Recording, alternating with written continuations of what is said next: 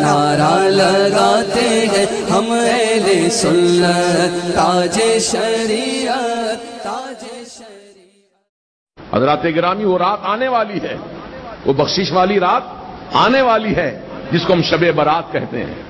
اس رات میں کیا کرنا ہے؟ سب سے پہلے مغرب کی اذان سے ایک 15 منٹ پہلے، جیسے کہ 40-42 پر اذان ہو رہی ہے، تو آپ 5:25 پر بیٹھ جائیے ہاتھ میں تسبیح لے کر، اور 100 مرتبہ درود پاک پڑھیے، اور 40 مرتبہ لا حول ولا قوت الا باللہ العلی العظیم پڑھیے۔ تو اس عمل سے اللہ پاک 80 سال کے گناہوں کو معاف فرما دیتا ہے۔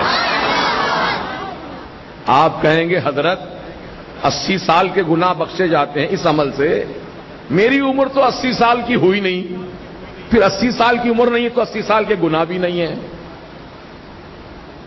بات سمجھ میں آ رہی ہے آپ کی؟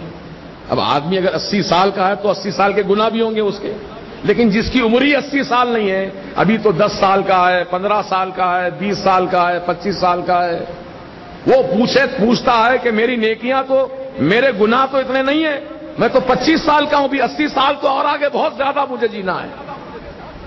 تو اس کے لیے بشارت یہ دی گئی، اے نوجوان، 25 سال کے جو گناہ تیرے ہوئے وہ تیرے گناہ معاف کر دیے جائیں گے، اور جو سال بچے ہیں 25 کے آگے جو سال بچے ہیں وہ تیرے ماں باپ کے گناہ بخشے جائیں گے۔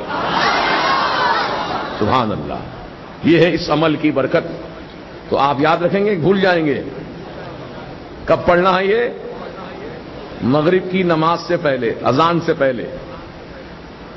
پھر اس کے بعد نماز مغرب ادا کیجئے، اور نماز مغرب کے ساتھ ہی موقع ہو تو سورہ یاسین 3 مرتبہ پڑھ لیجئے۔ اگر نہیں کچھ تاخیر سے پڑھنے کا ارادہ ہے تو آپ اپنے گھر جائیے اور غسل کیجئے، شب برات میں غسل کیجئے، بڑا مبارک غسل ہے وہ۔ مغرب کی نماز کے بعد غسل اس طرح کرنا ہے کہ پانی میں 7 عدد بیر کے پتے، کتنے پتے؟ 7 عدد بیر کے پتے پانی میں ڈال کر گرم کرو، ہر ایک آدمی کے 7 پتے۔ ایک آدمی کو غسل کرنا، 7 پتے ڈالے، پانی کو تھوڑا گرم کر لے، پھر اس پانی سے غسل کرے۔ تو اس کا فائدہ یہ ہے کہ اللہ تعالیٰ سال بھر تک اس کو جادو ٹونے سے محفوظ رکھے گا، جادو نہیں ہوگا اس پر۔